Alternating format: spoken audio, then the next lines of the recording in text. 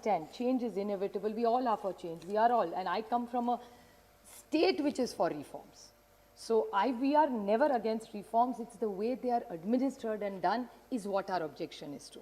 And while I read out this GST, RTI, food security, RT, NREGA, all these when we got, all these were moved by the Honorable Prime Minister then, Shri Manmohan Singh Ji, who was absolutely a team player.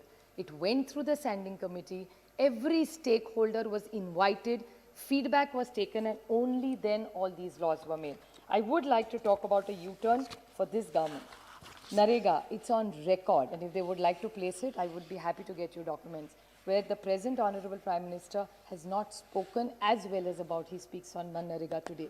During the COVID time, everybody who lost their jobs in the city went back to their villages, and the only savior there was NREGA, and that's how thousands and thousands of families have survived. But this was a U-turn of this government. GST is a U-turn. Aadhaar, I actually do miss him here, is Shri late Anand Kumar Ji. He was a friend to all of us, and unfortunately he's no more. But I still remember how strongly that time the BJP had objected. And Yashwant Sinha Ji, please, I stand corrected if anybody disagrees with some of my facts, that Aadhaar was rejected by them. And today they are steering Aadhaar, they are praising GST as their program, and they are praising NREGA. Now, are these U-turns or left turn, right turn, which turn? I really don't know. So, and the Honorable Prime Minister said intent versus content. Everybody has a good intent. So when they do it, it's intent and content. And when we do it, it's a U-turn. It's a little unfair, especially coming from such a high office. So I would just like to put these things on record, that these things happen, and they are always demeaning institutions. Why do they always need the ordinance route? If they really wanted to bring these laws, why could they not take this? Now, logically speaking, sir, even if they were moved at that time, they were moved as recommendations for a change of the law. Why were the same route not followed? And if this was written to all the chief ministers, how come there was no agitation in 2004, 5, 6, and for all that decade that Mr. Pawar was the agriculture minister? I'm not here to defend. He's very capable of defending himself. But I just need to put the facts on the table since he was mentioned by the Honorable Prime Minister. That's all I wanted to say. And why are you running away from committees? These committees are very good institutions. Good feedback is taken. And I appreciate the Honorable Prime Minister's emotions. Yesterday and today, I'm actually seeing a different man.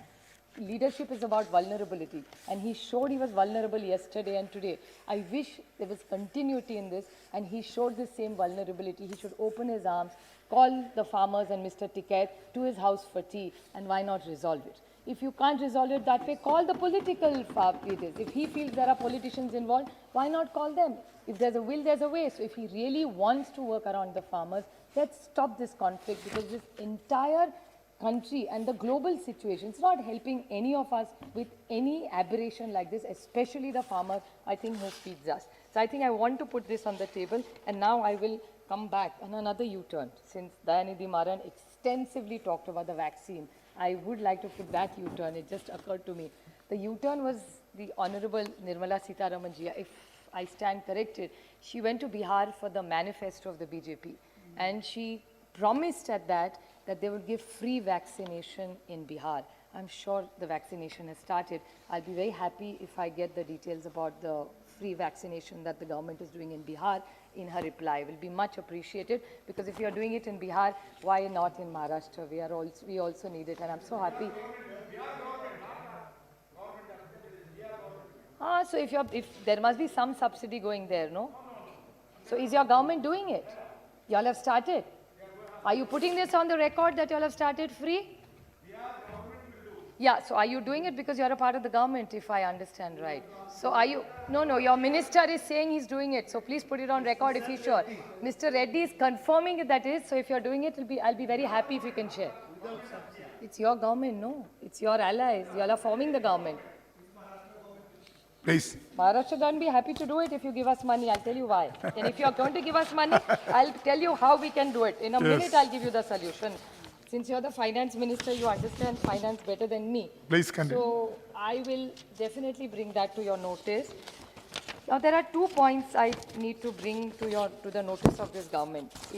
Now I'll be you are talking about the GST compensation. Now, if you give us, the Honorable Finance Minister is there, and GST compensation that you owe us is, please understand the figure, so it's 26,597 crores. So 26,597 crores is what the government owes to us.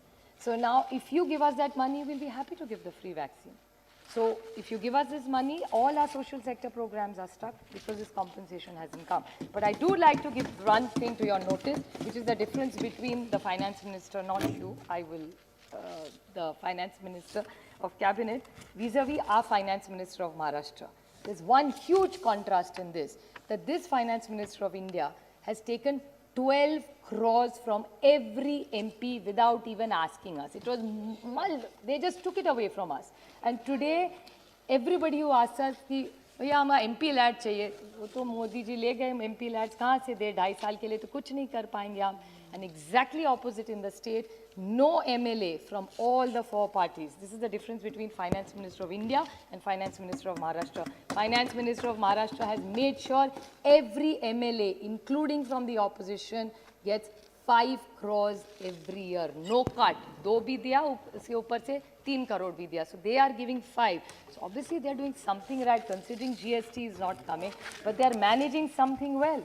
So I think maybe you all should pick a leaf from the Finance Minister of Maharashtra, Shri Ajit Pawar. I think he can guide you all run the ministry a little better. I mean, it's always good to take good ideas from people. The other thing is the FRBM Act. Now, the FRBM Act is something of really concern for us, because you have to very urgently bring this act, because we cannot borrow. Central government is borrowing money, as Saugata Roy ji always said, they have family silver to be sold. States don't have so much family silver to sell. And that's not a model we really want to work on. We want a prosperous state. So what is the line of this government? Because we cannot borrow money. Our states will be bankrupt. First of all, they don't give us money of which we deserve, which is our GST money. And FRBM Act, what are you doing about that? And one absolute pointed clarification I want to ask, that according to the Finance Commission, it's 42% is what is given to us, right? Now, 41 will be given to us now. So from 42, we are come down. Now, my question to you is, because I came across in some of my reading, because I'm not a finance expert. I can even table it if you ask me which it is, because I think BJP people like that. Table it. I'm happy to where I got this information from. It's from a newspaper. And they had analyzed the entire budget, and they said the defense budget is included.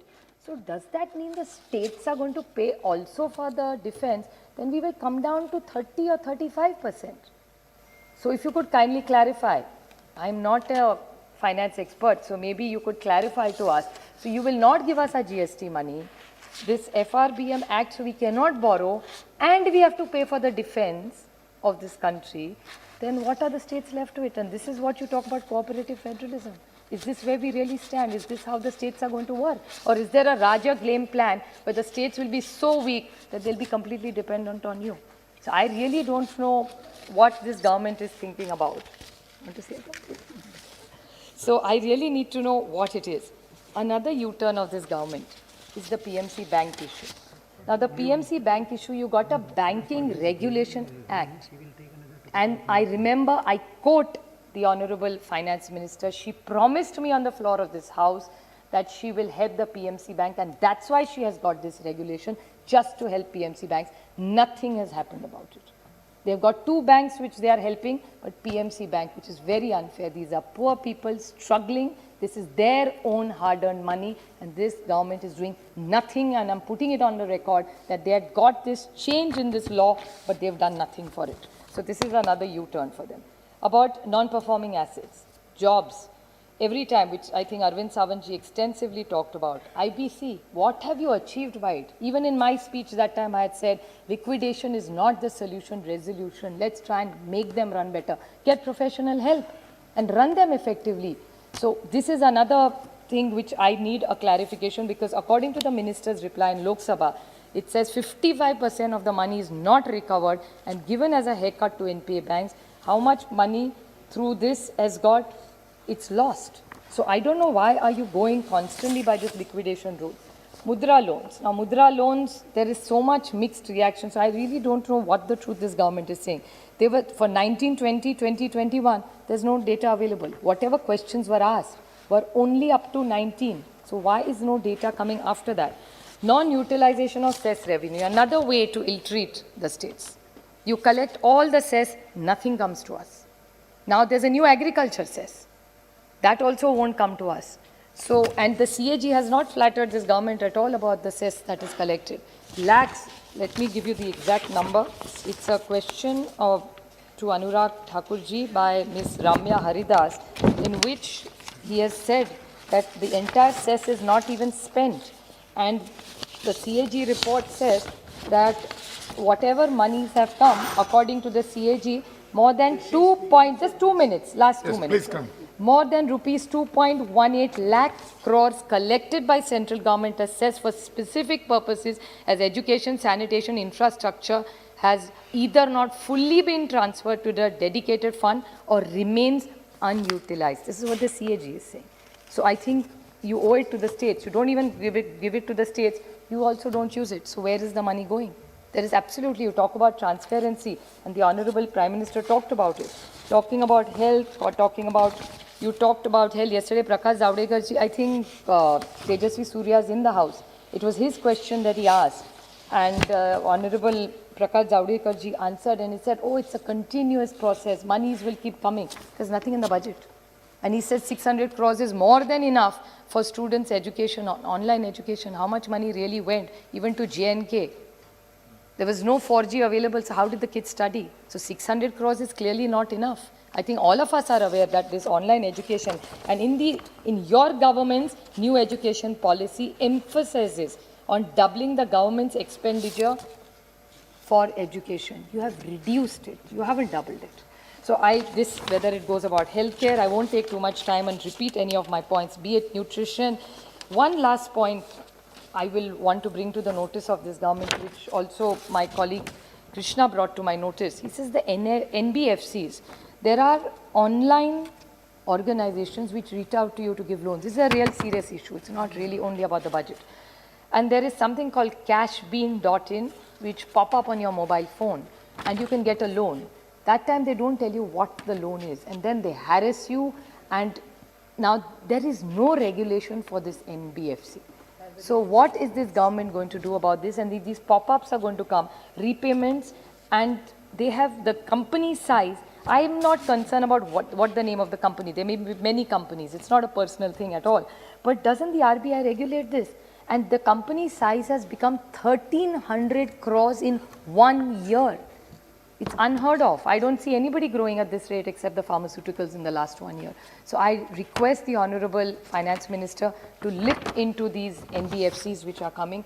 Sir, it's a challenging year, I do understand. And I do understand the Finance Minister has had his own challenges with COVID.